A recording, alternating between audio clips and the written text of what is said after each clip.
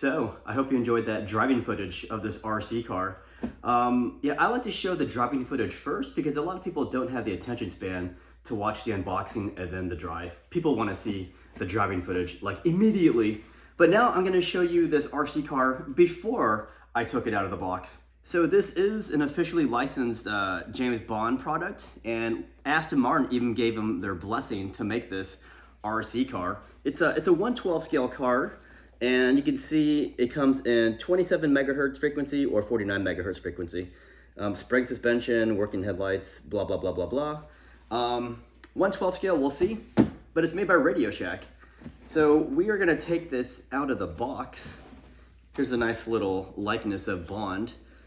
I wouldn't, particularly say that's Daniel Craig, but it's pretty exciting. When they announced that Daniel Craig, a new James Bond, was going to be in the movie, I was pretty excited. And I was also really excited that Aston Martin would be his car. Because for me, I think Aston Martin was always James Bond's car.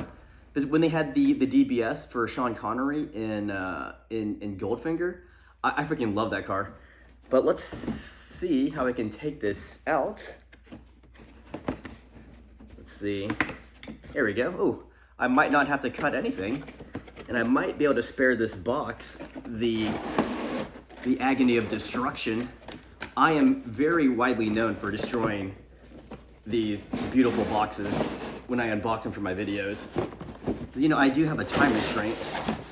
And just now, a lot of paper just came out of this as I opened it. This has some kind of instruction thing. But here's some other instruction things. And then we have more instruction things. Why are there so many instruction things? There's even more instructions within the instructions. So I think the rest I'm gonna need a little tool that Q made for me. It's called a pocket knife. And, oh, you know what? I might need a screwdriver for these ones. Yeah, let's get my screwdriver. Oh, thank you, Q, for this screwdriver. Without it, I would have been really screwed opening this box. So, luckily there's only 2 of these screw restraints on here. So this should be a nice, clean unboxing for you guys.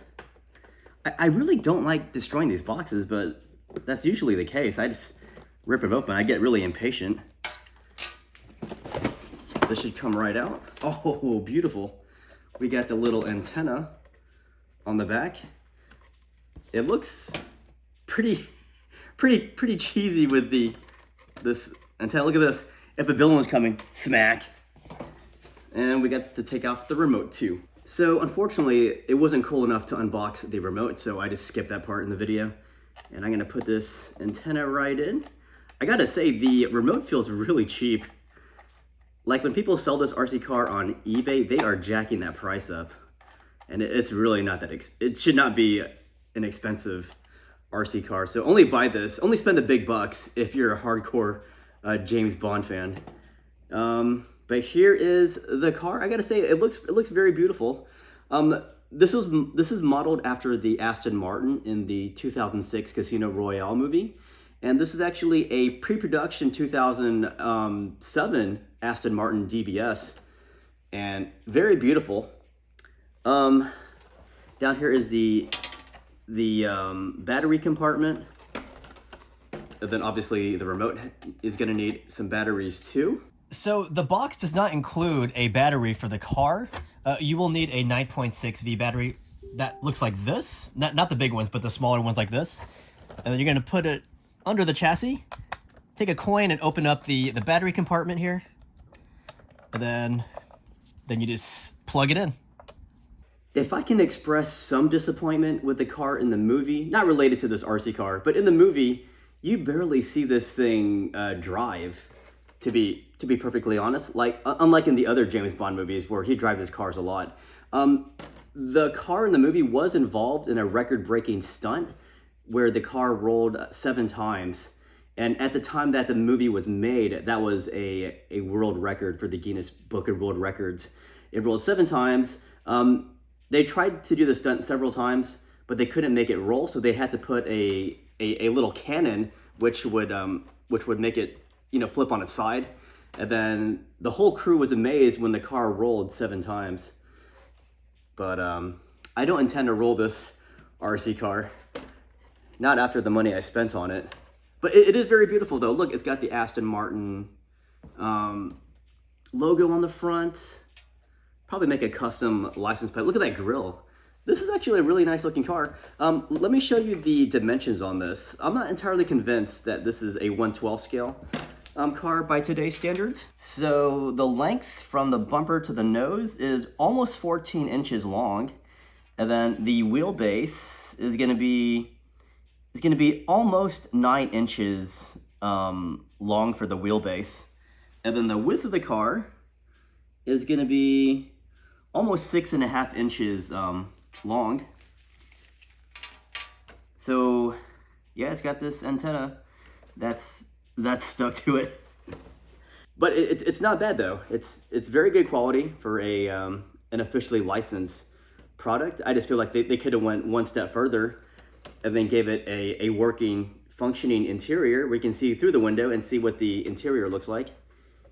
But I guess the box has all that bling to it. So if you're a collector, keep the box and then maybe keep the car in the box. Unlike me though, I already drove this car because I play with my toys. I don't leave them in a box. It's kind of useless for me in a box.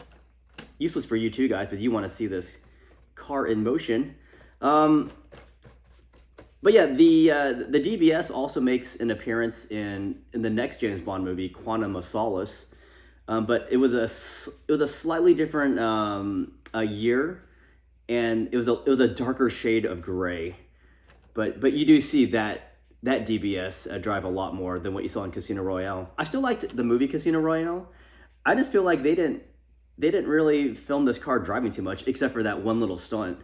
But aside from that, you didn't really get to see this car driving around. It was in a parking lot. And there's also a scene where James Bond is playing poker. He has to run to his car after getting poisoned, and he uses a defibrillator, which is in the glove compartment of this car. And then his friend actually shocks him back to life. But aside from that, yeah, this car doesn't really have any gadgets, and it's not seen very much driving. But I freaking do love the car a lot, so that's one thing. I'm not sure if it's my favorite James Bond car of all time. I think the original DBS from that Sean Connery drove might be my favorite. But for the modern cars, this is definitely one of my favorites. The modern James Bond cars.